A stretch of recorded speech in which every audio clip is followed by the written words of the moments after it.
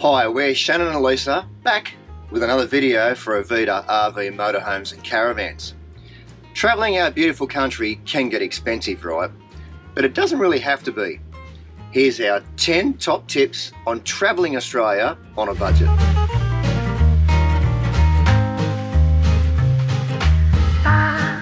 Cook your own meals. Eating out is extremely expensive, and we can't believe how much money other travellers spend on eating takeaway. Yeah.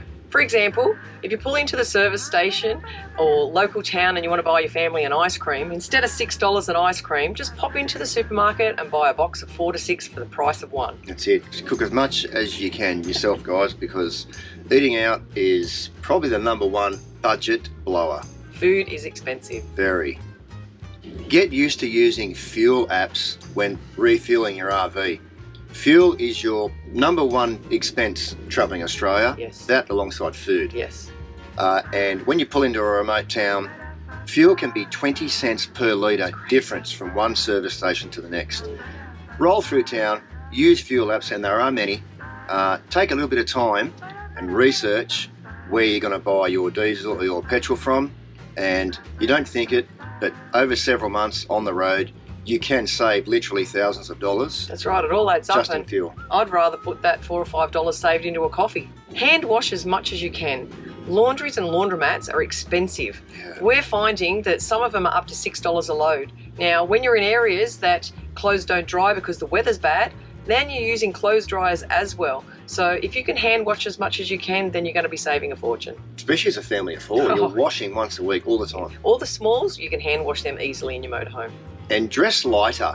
All the quick rinse, quick dry clothing, that was something I discovered from a fellow camper recently. Quick dry clothing, like your satin board short top materials that you can just wash and wear, hang up, and within 5 minutes they're dry, Yeah. put them back on. In summertime, the kids just wear their swimmers all the time. Yeah, saves a lot. Wherever you lay your head, that's your home. But caravan park fees are becoming more and more expensive by the month as the RV movement is increasing its popularity. Crazy. Set your van up to free camp. Just basic solar panel set and some lithium batteries is all you need just to run some basic lighting. Free camping is getting more and more popular. There's people out there at every free camp location. You're perfectly safe, it's friendly, you're around populated areas. You're rarely on your own. And we need caravan parks, we know that. We need to plug into power and we need to do washing and certain things. So yeah, we do get it, but the more you can free camp, the more you're going to save. And again, use apps to locate all the free camps. They still exist, and some of them, if I may say so, some of them are actually better than the caravan parks.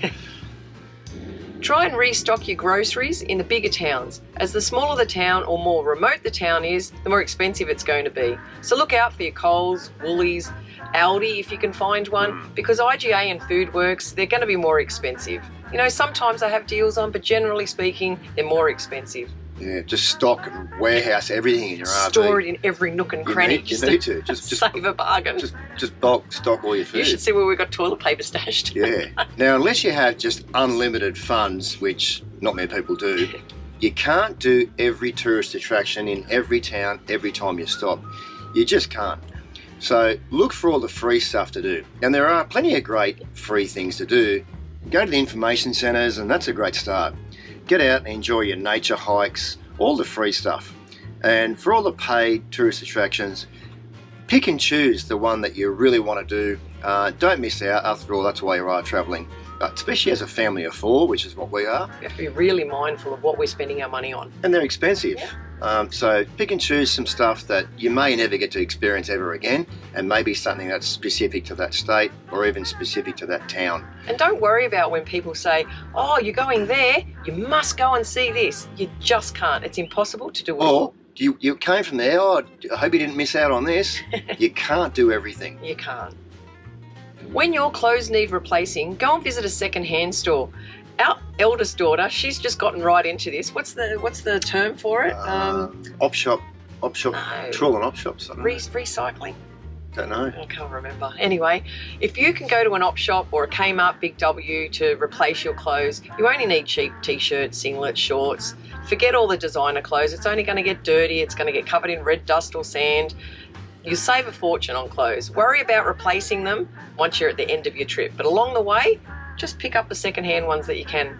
And because you're camping or RVing, you don't have a lot of clothes. So the clothes you do wear, you're flogging them to death. You are. So you need a constant replacement. Put them in the bin when you get home. Yeah, totally. Yeah, for sure. Now, don't think they're just for the grey nomaders. Book exchanges, and you will see these things in every single free camp or low-cost camp, Yeah. and even caravan parks Girls and I love all them. around the country. Yeah. So you go to the free book exchange, they'll have DVDs, paperback novels, newspapers, magazines, books, you name it. It's all free. So you take what book you need and put one back that you just picked up at a camp spot in the last state. Keep that going, and it's not just for the grey nomaders, like I mentioned. There's children's books, That's right. there's And there's some camping and fishing really magazines. quirky little ones too. Some will have little timber boxes, some are in little bar fridges. yeah. It's funny, but it's the kids get a kick out of it too. And they're in the most remote places. We've seen them in the outback, just little book We exchanges. have, and you think, what? All the way out here? But it's great. Yeah. Travel outside of peak season. If you don't have children, there's no reason for you to travel when it's busy. No. Caravan parks hike up their prices to even more exorbitant prices. Free campgrounds are busy as, and you can't find a spot, and you're waiting for someone to leave before you can get in. Not only that, you've got to leave at 9 a.m. in the morning to get to the next spot by midday. Crazy, crazy stuff. So if you can avoid going through peak times and school holidays, that's our advice. And even when you're in those towns and you are getting fleeced, let's admit, the local things that you do go on tours, all the tour companies are all in overinflated pricing And as well. fully booked, you can't get in. And what's the joy in that when you can't get in for that tour or that sightseeing destination that you want to go to because it's fully booked?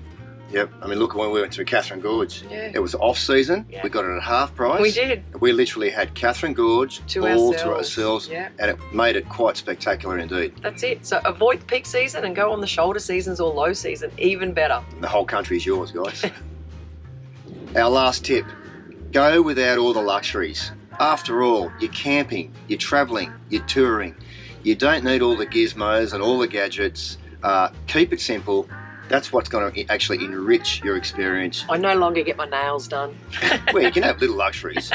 Do the spoils here and there, but remember, you are not living at home. This is quite a unique, different way to live. You are in a motorhome or a caravan or an RV or a rooftop camper, however it is you're getting around this wonderful country. Just need to be practical. Be practical. You don't need to load your van up full of trinkets. We actually were an offender. We made this mistake ourselves on lap one, very early into our travelling life. We were loaded up with so much junk that we didn't need. From home, right from the get-go. We were on Kangaroo Island, and I was sick of all the drawers exploding every time you open one of them. So I gathered stuff up in a bag, and I went around to other fellow campers. Trying to offload them all. Would you like some Tupperware? Would you like some servery trays? Would you like this? Would you like that? They were obviously seasoned campers. I didn't have one taker for all our junk, so it went all in the auto bin, guys. It was very wasteful, Yep. but it really taught us less really is more. Yeah, it is. We travel with only what we need, and if anything is in this RV that we haven't used in the last 7 days, It goes. it's left behind. You We obviously don't need it. We just replace things as we need to. So there you go. Travel Australia with just what you need. You don't need all the camping gadgets and trinkets that are going to impress your other fellow RVers. After all, it really is about the experience. Get out there, have a crack, Just and enjoy it. just enjoy what you have. See you guys. Bye.